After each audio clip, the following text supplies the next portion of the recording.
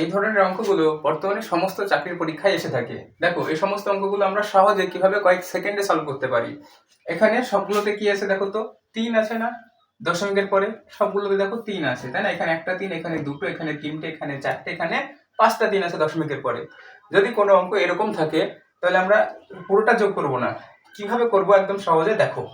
এখানে যেহেতু 3 আছে, এখানে 3, এখানে 3, এখানে 3, এখানে 3, আমরা তাহলে কি করব, 3 এর ঘরের নামটা পড়ে এটাকে সমাধান করার চেষ্টা করব।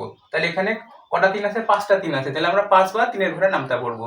দেখো 3 একে 3, 3 একে 3, 3 দুগুণে 6, 3 তিরিকে 9, 3 চারে 12, 2, 3 চারে 12, 2 হাত থেকে 1, 3 5 15 আর 1 16। দেখো কত ঘর পরে দশমিক আছে, কত ঘর আগে?